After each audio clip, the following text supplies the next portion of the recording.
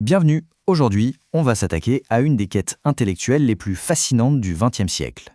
Comment Bertrand Russell a essayé de comprendre ce qu'est la matière. Tout part de cette question, qui a l'air toute simple, mais qui est en fait vertigineuse. De quoi le monde est-il réellement fait? C'est vraiment la question qui a hanté Bertrand Russell toute sa vie. Parce qu'en fait, on vit avec deux réalités qui n'ont rien à voir. D'un côté, il y a le monde de nos sens. Les objets sont solides, stables, pleins de couleurs, bref, le monde du bon sens. Et de l'autre, on a le monde que nous décrit la physique. Un univers fait surtout de vide, rempli de quanta qui vibrent, sans couleur propre, un truc complètement abstrait, purement mathématique. Ce contraste, il est saisissant, et c'est le vrai point de départ de toute cette aventure. Et c'est là qu'intervient notre protagoniste, Bertrand Russell. Lui, il refuse cette fracture entre les deux mondes. Il va se donner pour mission de construire un pont pour les relier. Et cette quête, elle va durer toute sa vie. On est donc face à un vrai récit de deux mondes. Le problème central, c'est comment est-ce que les mondes abstraits de la physique peuvent émerger du monde si concret de nos sens? Comment ces deux histoires, qui ont l'air de se contredire totalement, peuvent-elles être vraies en même temps? Pour Russell, la réponse de départ était d'une conviction très forte. Il ne peut pas y avoir de rupture. Pourquoi ? Parce que toutes les preuves de la physique, à la base, viennent de nos observations, de nos perceptions. Donc, ces deux mondes doivent être connectés. Toute la question, c'est de savoir comment. Au début de sa quête, Russell était obsédé par la certitude. Il voulait des fondations absolument solides. Et pour ça, son outil de prédilection, c'était la logique mathématique. Il pensait pouvoir l'utiliser pour construire tout l'édifice de la connaissance, brique par brique, sans aucune fissure. Mais voilà, avant même de s'attaquer à la matière, il s'est rendu compte d'un truc. Les fondations des mathématiques elles-mêmes étaient un peu fragiles. Donc impossible de construire quoi que ce soit de solide dessus. Il a dû mettre son projet principal en pause pour s'occuper de ça. Et ce qui devait être un petit détour s'est transformé en une véritable épopée.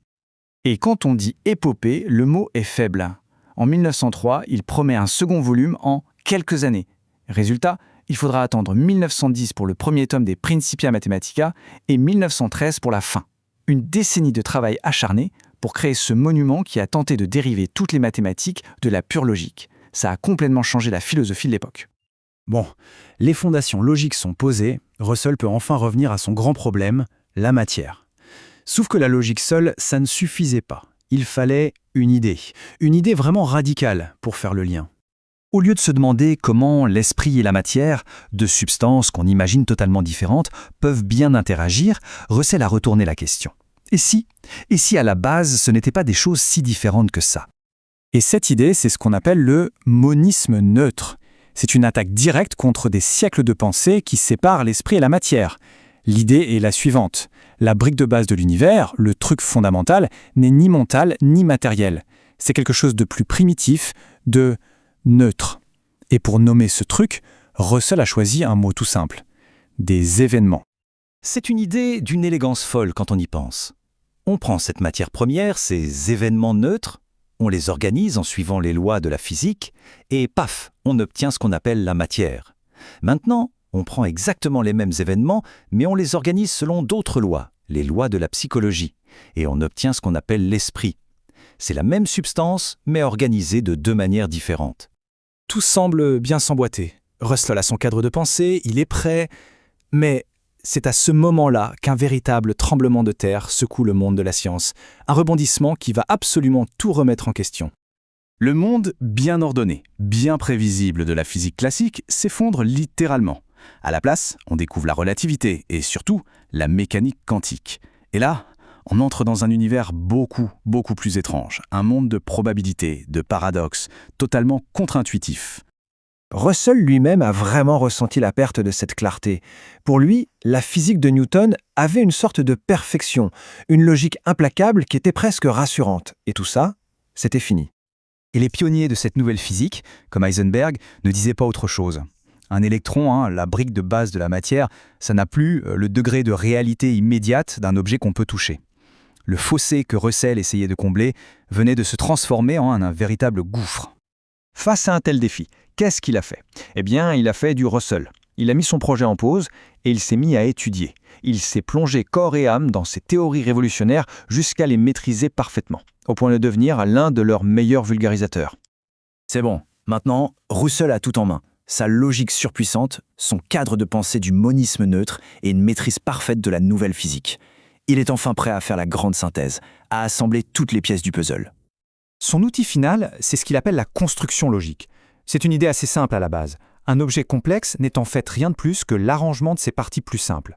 Une chaise, ce n'est pas une essence de chaise, c'est juste un assemblage de morceaux de bois. Eh bien, Russell applique ça à la matière. La matière, ce n'est pas une substance, c'est juste une structure d'événements. La conclusion est donc radicale.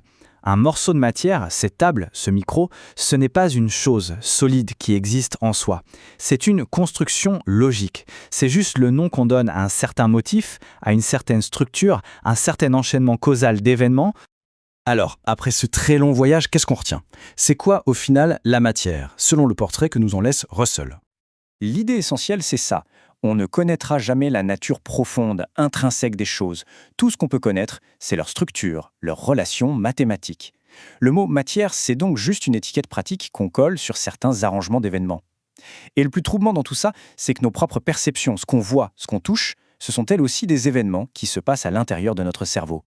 Au bout du compte, notre vision du monde est complètement transformée. Le monde solide et familier du quotidien est remplacé par une sorte de danse fantomatique et abstraite d'événements, des événements tous interconnectés, et dont on ne peut connaître que la structure, que la chorégraphie. Et ça nous laisse sur une dernière question qui donne un peu le vertige. Si un morceau de matière n'est finalement qu'un nom pratique pour un certain motif d'événement, qu'est-ce que ça fait de nous? Nous qui sommes après tout faits de cette même matière. Voilà une pensée sur laquelle on peut méditer.